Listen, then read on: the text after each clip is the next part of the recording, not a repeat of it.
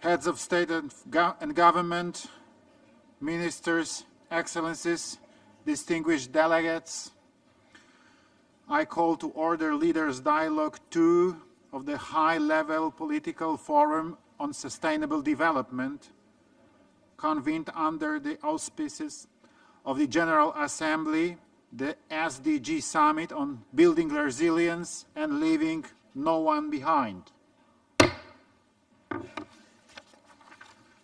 Let me take this opportunity to cordially welcome all of you to this Leaders' Dialogue. I'm honored to serve as your co-moderator together with His Excellency Philippe J. Pierre, Prime Minister of St. Lucia. As a brief background on the theme, marginalized population groups are negatively affected most by slow progress or even regression on SDGs. Transformative actions must give priority to the well-being of those left farthest behind and improve resilience to shocks and systemic challenges such as climate change. We know investment in social protection, quality education, and universal health care, and the empowerment of women and girls are catalysts with strong multiplier effects, not only in terms of enhancing the capability and resilience of those left behind, but also building inclusive and resilient societies for achieving sustainable development goals. This dialogue will focus on how we can scale up actions. Ladies and gentlemen, let me now deliver some reflections on the theme. Excellencies, ladies and gentlemen, I'm greatly honored to speak to this distinguished audience at the United Nations. At today's session of the SDG Summit, we will explore different perspectives on building resilience. This focus on resilience resonates very strongly across the world. Actually, in my view, resilience should even be voted as the word of the year.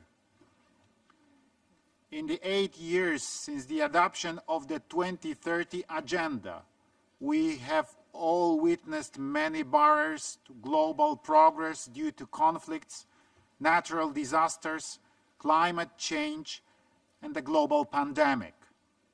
They all have cascading and devastating effects on socio-economic conditions, particularly in developing countries. Against this backdrop, what have we learned? What should we do to build resilience? Let me share a few examples from my own country. In times of crisis, investing in social resilience and social safety nets is particularly important to ensure that no one is left behind. In Poland, our priority is to provide support especially to persons in vulnerable situations, as well as families, children, and older persons. Poland's solidarity and social resilience was best manifested by the remarkable assistance to Ukrainian refugees fleeing the Russian aggression.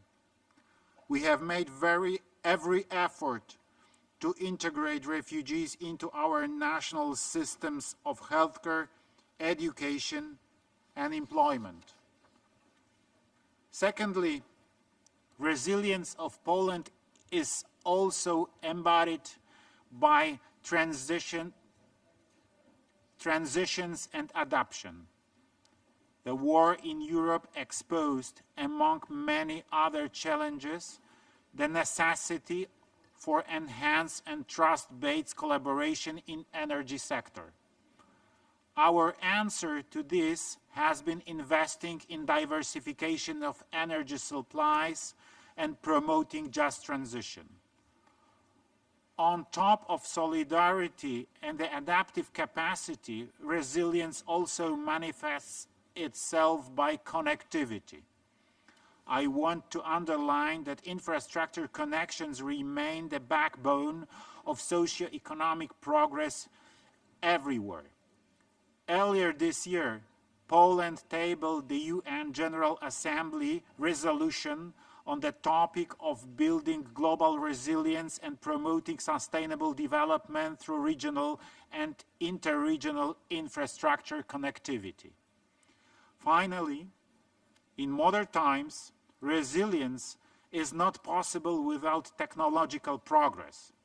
Digitalization of healthcare in Poland serves as one example of how new technologies can be used to positive effect.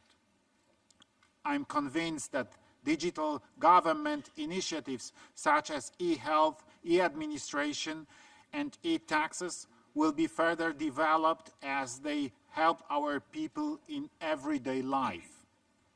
We are ready to share these solutions with our partners in the spirit of solidarity, as we already do in the field of tax systems.